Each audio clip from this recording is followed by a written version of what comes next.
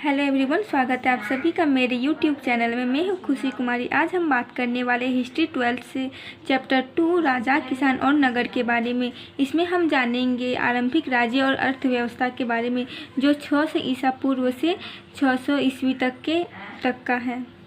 तो चलिए जुड़े रहिए मेरे चैनल के साथ और मेरे चैनल को ज़रूर सब्सक्राइब कर ले ताकि आगे की अपडेट्स आप लोगों को मिलती रहे।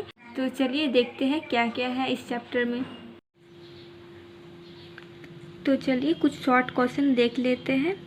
तो देखिए, पहला क्वेश्चन है, अभिलेख शास्त्र किसे कहते हैं। ये क्वेश्चन है, अभिलेख शास्त्र किसे कहते हैं। तो इसका आंसर होगा, अभिलेखों के अध्ययन को अभिलेख शास्त्र कहते हैं। और जो दूसरा क्वेश्चन है वो है, ब्राह्मी और खरोष्टी लिपियों की खोज किसने और कब की। तो ये जो ब्राह्मी और खरोष्टी है, उस समय ये दो लिपि की खोज की गई थी और जिसका खोज किया था जेम्स प्रिंसेप, और उसने 1830 ईस्वी में इसकी खोज की। फिर एक इम्पॉर्टेंट है, ये है प्रियदर्शी किसे कहते हैं। तो ये क्वेश्चन जो एग्ज़ाम में भी आता है, तो इसका आंसर होगा, प्रियदर्शी का अर्थ मनोहर मुखाकृति वाले राजा को कहा जाता है और उस समय प्रियदर्शी सम्राट अशोक को कहते थे। फिर है, 16 महाजन पदों में महत्वपूर्ण महाजन पदों के नाम लिखे।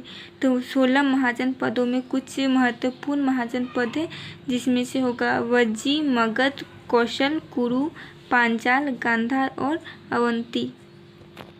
हम बात करेंगे 16 महाजन पद के बारे में। तो चलिए देखते हैं 16 महाजन पद क्या थी, इसकी क्या क्या खूबियाँ थी। तो पहले हम 16 महाजन पद के नाम जान लेते हैं कि क्या क्या 16 महाजन पद थे। तो देखिए, 16 महाजन पदों के नाम अंग, मगध, काशी, कौशल, वज्जी, मल्ल, चेदी, वत्स, कुरु, पांचाल, मत्स्य, शूरसेन, अस्मक, अवंती, गांधार, कंबोज। ये 16 महाजन पद के नाम हैं। अब इन महाजन पदों के बारे में विस्तार रूप से जानते हैं। तो देखिए क्या है। तो प्रत्येक महाजन पद के एक विशिष्ट राजा होता था, जो सभी महाजन पदों में अलग अलग शासकों को चुना जाता था। तो जो प्रत्येक जो महाजन पद थे, उसमें सभी उनका एक विशेष राजा होता था, सभी में अलग अलग राजा होते थे। दूसरा पॉइंट में हम देखेंगे कि महाजन पदों के जो महाजन पद हैं, उनके गण तथा संघ के अनुसार विभाजित किया जाता था। सभी महाजन पदों शासकों को अपना अधिकार होता था। तो महाजन पदों को गण तथा संघ के रूप में विभाजित किया जाता था और महाजन पदों का जो शासक होता था, उनका अपना अपना अधिकार होता था।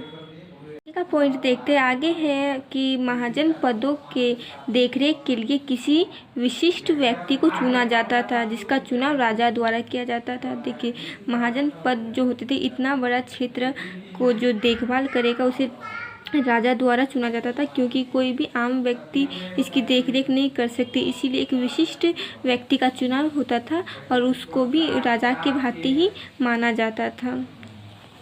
और चलिए आगे देखते हैं, महाजन पदों की देखरेख तथा सुरक्षा के लिए उसे बड़े बड़े किलों से घेरा जाता था, ताकि कोई बाहरी शासक आक्रमण ना कर सके। जो महाजन पद होता था, सुरक्षा के लिए ऐसा किया जाता था कि बड़े बड़े किलों से उसे घेर दिया जाता था चारों तरफ से, ताकि कोई भी अगर बाहरी आक्रमणकारी जो आक्रमण करना चाहे, वो आसानी से किले के अंदर प्रवेश ना कर सके। महाजन पदों की सुरक्षा के लिए भी बहुत खर्च होता था, इसीलिए जो राजा होते थे वो बहुत ज़्यादा ही कर वसूलते थे, ताकि महाजन पदों को सुरक्षा प्रदान कर सके और उनकी सहायता, आर्थिक जो सहायता है वो पूरी कर सके। तो देखिए, 5वां पॉइंट है कि महाजन पदों की सुरक्षा के लिए राजा अनेक कर वसूलते थे, ताकि वे महाजन पदों की सुरक्षा बेहतर ढंग से कर सके। महाजन पदों की सुरक्षा के लिए राजा द्वारा अनेक आर्थिक सहायता प्रदान की जाती थी। आगे का पॉइंट है, महाजन पदों में रहने वाले प्रत्येक विशिष्ट व्यक्ति राजा कहलाता था। मतलब जितना भी 16 महाजन पद है, इसमें से प्रत्येक जो विशिष्ट व्यक्ति, जैसे विशेष व्यक्ति को जो राजा चुनाव करते थे उसे भी राजा ही कहा जाता था। वे अपने क्षेत्र, अपने जो महाजन पदों के राजा होते थे। आगे का पॉइंट है, शासकों को आम जनता द्वारा भेंट दिया जाता था, अतः वो भेंट को अपने विशिष्ट व्यक्तियों में बांट लेते थे।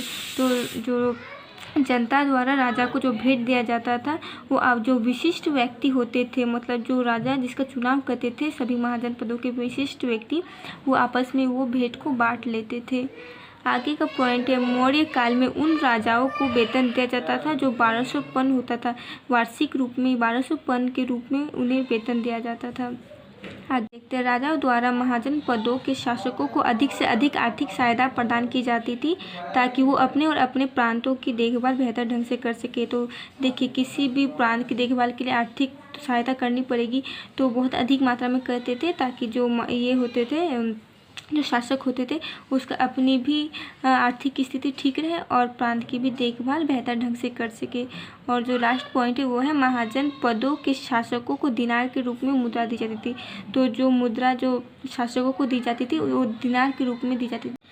तो आज हम लोग जाने हिस्ट्री के चैप्टर 2 राजा, किसान और नगर के बारे में। उसमें से हम लोग देखें कि 16 महाजन पदों के क्या क्या नाम है, उनके क्या क्या कार्य थे, उनकी जो शासन व्यवस्था कैसी थी। तो आज का टॉपिक आप लोगों को अच्छी लगी हो तो ज़रूर चैनल को सब्सक्राइब कर दें और बेल आइकन को प्रेस ज़रूर करें ताकि सारी आने वाली अपडेट्स आप लोगों को मिलती रहे।